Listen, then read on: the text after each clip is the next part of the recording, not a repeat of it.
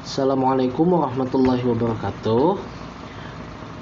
Alhamdulillahirabbil alamin wassalatu wassalamu ala asyrafil anbiya'i wal mursalin wa ala alihi wa ashabihi ajma'in, amma ba'd. Bagaimana kabar adik-adik semua? Semoga diberikan kesehatan, diberikan keberkahan dalam hidupnya, selalu diberikan semangat dalam menuntut ilmu. Terlebih ilmu agama yang sangat penting dalam kehidupan kita, karena ilmu agama tidak hanya membahas tentang dunia, tapi juga membahas mengenai ilmu akhirat. Nah, baik, pada pertemuan kali ini kita akan membahas pengertian iman kepada Nabi dan Rasul. Nah, apa itu iman kepada Nabi? Itu meyakini dengan sepenuh hati bahwa Allah telah mengutus para Nabi dan Rasulnya untuk menyampaikan wahyu kepada umatnya. Jadi Rasul itu ditugaskan oleh Allah untuk berdakwah, untuk menyampaikan Islam langsung kepada umatnya. Selanjutnya,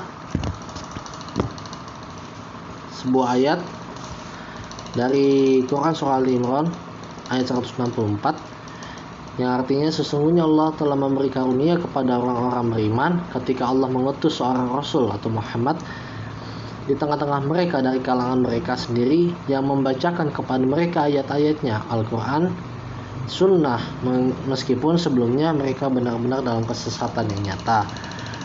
Nah, di sini jelas Rasulullah Allah tugaskan untuk memberikan jalan, untuk memberikan penerangan, untuk memberikan dakwah kepada kita sebagai umatnya, untuk memberikan pencerahan agar kita tidak tersesat. Nah, di mana Rasulullah menyampaikan tugas untuk berdakwah di antara umat-umatnya dengan melalui Al-Quran yang telah Allah turunkan melalui malaikat Jibril. Nah, selanjutnya adalah tugas para rasul. Yang pertama sebagai pembawa ajaran tauhid yang benar, kedua sebagai pembawa kabar gembira, ketiga sebagai pemberi peringatan, yang keempat membina kehidupan manusia agar menerapkan akhlak mulia. Nah, di sini jelas Rasulullah Rasul itu ditugaskan dengan tugas yang mulia oleh Allah Subhanahu wa taala, memberi kabar gembira seperti misalkan mengenai orang yang beriman akan masuk surga, pasti seperti itu. Sebagai pemberi peringatan bahwa adanya surga dan neraka, kita harus berhati-hati dalam bertindak, akan adanya akhir-akhir dan yang lain-lain. Lalu membina kehidupan manusia agar menerapkan akhlak mulia, agar kita dalam hidup memiliki batasan-batasan, ya, karena dalam hidup kita harus memiliki akhlak yang baik, pribadi yang baik, perlakuan yang baik terhadap sesama makhluk hidup di atas bumi ini. Lalu juga mengajarkan tentang agama Islam, mengajarkan ilmu tauhid yang benar, yang lurus, sebagai yang dimana mengajarkan bahwa Allah itu esa, Allah tidak beranak dan tidak pula diperanakan. Allah tidak ada yang dapat menyerupai Allah, tidak ada yang bisa seperti Allah. Ya, seperti itulah tauhid yang diajarkan oleh Rasulullah SAW. Nah, selanjutnya sifat-sifat para rasul.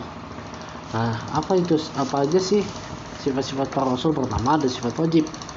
Nah, sifat wajib ini seperti syidik, tahu benar, berkata benar. Rasulullah itu nggak mungkin berkata yang salah. Jadi apapun yang Allah sampaikan kepada mereka pasti disampaikan lagi kepada umatnya dengan hal yang sama yang telah diberitahukan kepada mereka. Lalu amanah dapat dipercaya. Nah, amanah ini kita tahu, seperti yang kita tahu di masyarakat itu, seperti misalkan kita menitipkan salam kepada orang lain, lalu orang tersebut wajib untuk menyampaikan salam tersebut kepada orang yang kita titipkan untuk salam. Itulah dikatakan amanah. Nah, tabligh atau menyampaikan. Nah, ini tadi apapun yang Allah turunkan, apa yang Allah sampaikan, disampaikan pula oleh Rasulullah, oleh Rasul-Rasul, dan tidak ada yang disembunyikan. Nah, keempat, faltanah atau cerdas. Nah, gak mungkin Rasul itu bodoh, gak mungkin Nabi bodoh. Kenapa? Karena jika begitu tidak mungkin bisa menyampaikan sesuatu ya dengan benar, dengan lengkap, dengan baik ya. Pasti ada kesalahan kalau memang sifat dari mereka itu bodoh. Nah, sifat mustahilnya itu kita kebalikan yang tadi, itu kazib atau dusta. Nah, Rasul tidak mungkin berdusta. Itu tadi yang saya kakak udah jelasin ya. Lalu khianat, tidak dapat dipercaya. Nah, Rasul itu pasti dipercaya karena apapun yang ia sampaikan itu berdasarkan apa yang Allah berikan, Allah beritahukan kepada Rasul. Nah, lalu kitman, menyembunyikan. Tidak mungkin Rasul itu menyembunyikan sesuatu, terlebih seperti seperti ilmu. Apa yang disampaikan oleh Allah, ilmu yang diberikan kepada Rasul pasti akan disampaikan lagi kepada umatnya. Itu udah pasti. Nah, karena tugasnya adalah ingin mengajarkan tauhid yang benar, ingin mengajarkan Islam yang baik dan benar, mengajarkan agama Allah yang baik. Lalu baladah atau bodoh, ya itu nggak mungkin. Seperti yang sudah dijelaskan tadi ya. Oke.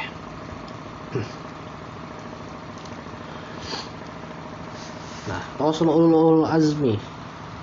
Nah, Rasul Ulul Azmi ini ada 5 Rasul, yaitu pertama Nabi Nuh alaihissalam. Nah, Nabi Nuh alaihissalam ini saat dimana dulu Rasul ini beliau diberikan keistimewaan mukjizat oleh Allah Subhanahu wa taala dengan kesabarannya yang sangat amat luar biasa, di mana saat anak dan istrinya lebih memilih untuk menjadi kafir dan tidak mengikuti ajaran yang telah dibawa oleh Nabi Nuh alaihissalam. Nah, pada saat itu Nabi Nuh alaihissalam diberitahukan bahwa akan ada terjadi banjir yang sangat besar, di mana akhirnya beliau disuruh untuk membuat sebuah kapal besar.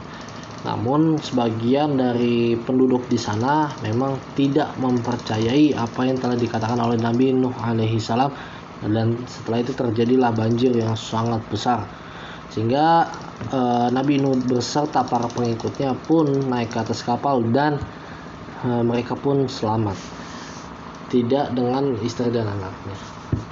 Selanjutnya Nabi Ibrahim alaihissalam, yang dimana beliau tidak hangus dibakar ketika Allah mengizinkan api untuk tidak menghanguskan tubuhnya. Ketiga, Nabi Musa alaihissalam ketika ia dikejar oleh para tentara, ia diberikan keistimewaan bisa membelah lautan, yang saat itu bisa membelah lautan dengan tongkatnya atas izin Allah Subhanahu wa taala, di mana laut tersebut bisa terbelah menjadi 2. Lalu setelah Nabi Musa alaihissalam beserta pasukannya berhasil lewat, para tentara di belakangnya tenggelam. Lalu yang keempat adalah Nabi Isa alaihissalam, di mana keistimewaan beliau adalah beliau tidak lahir dari seorang ayah, tidak mempunyai ayah, dan juga ia dapat berbicara sejak dari kecil, sejak saat beliau masih bayi.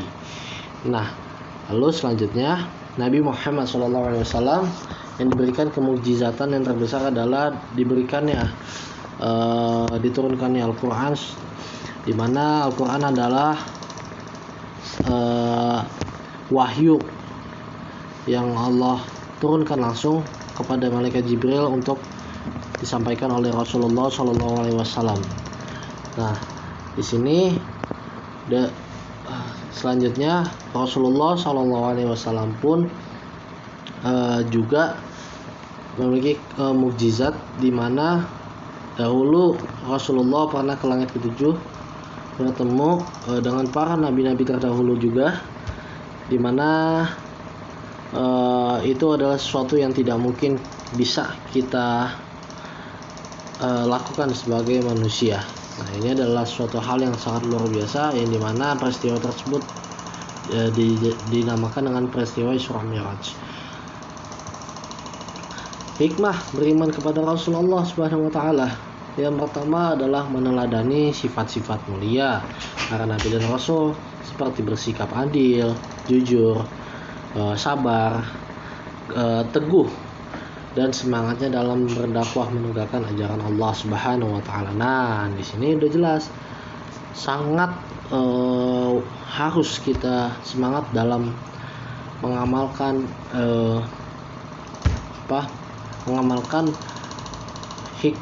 iman kepada Rasulullah ini, karena seperti yang kita tahu bahwa jika kita ingin selamat, jika kita ingin masuk surga, kata Allah kan kita harus mengikuti ajaran Rasulullah, harus kita ikuti perlakuan Rasulullah. Karena apa yang dilakukan Rasulullah itu adalah kebenaran, seluruhnya benar, dengan cara sholatnya, dengan ibadah lainnya. Jadi Rasulullah mengajarkan hal-hal yang sangat lengkap kepada kita agar kita ikuti sebagai umatnya, agar kita selamat dari dunia yang sementara ini, dimana kita sebagai seorang muslim yang baik mengetahui bahwa kita tidak selamanya tinggal di dunia, dan kita harus bersabar dalam menghadapi dunia yang sementara ini. Nah, ini kita juga harus adil dan jujur dalam berdakwah. Kita tidak boleh mempermainkan agama, mempermainkan apa yang telah disampaikan oleh Rasul, karena itu pun ilmu yang kita berikan akan terus mengalir walaupun kita nanti meninggal dunia. Lalu umat-umat terdahulu mengalami kehancuran dan mendapat azab dari Allah karena mereka ingkar, sombong, dan menyekutukan Allah. Hal ini menjadi pembelajaran bagi kita untuk senantiasa menjaga keimanan dan perilaku kita agar sesuai dengan ajaran Allah Subhanahu wa taala. Nah, di sini kita harus tetap jaga sholat, jaga ibadah-ibadah kita, dan tidak hanya kepada Allah, tapi kita harus saling menjaga, saling berbuat baik kepada manusia. Itulah yang dikatakan bahwa hablum minallah wa hablum minan nas. Nah, pada Allah kita harus jalankan perintahnya, dan kepada manusia pun kita harus bersikap baik. Jadi harus seimbang. Nah, lalu ketiga, selalu meningkatkan keimanan dan ketakwaan kepada Allah agar kita mendapatkan kemakmuran dan keberkahan. Nah, dengan kita terus beriman, kita akan semakin takut dengan apa yang kita lakukan, kita akan semakin berhati-hati, dan dengan demikian Allah akan semakin dekat dengan kita, dengan lebih cinta dengan kita, dan insyaallah kita dimatikan dalam keadaan husnul khatimah, dalam keadaan baik. Lalu keempat, kita selalu patuh dan taat dalam melaksanakan semua yang diperintahkan oleh Allah dan menjauhi apa yang menjadi larangannya. Nah, inilah kebanyakan yang dilanggar oleh manusia, di mana kita sering melakukan maksiat, dengan kita tidak menyadari bahwa Allah selalu melihat kita. Nah, seharusnya kita lakukan seperti itu. Nah, mungkin sekian penjelasan dari kakak. Mohon maaf jika memang ada kesalahan kata dan kurang jelas. Bisa ditanyakan jika nanti ada hal yang ingin dipertanyakan. Jika ada yang kurang paham, bisa dipertanyakan melalui personal chat dari WhatsApp, ya. Mungkin kalau yang kesulitan bisa juga ke ketua kelasnya mungkin, ya. Oke, kalau begitu mohon maaf jika ada banyak kekurangan. Wassalamualaikum warahmatullahi wabarakatuh.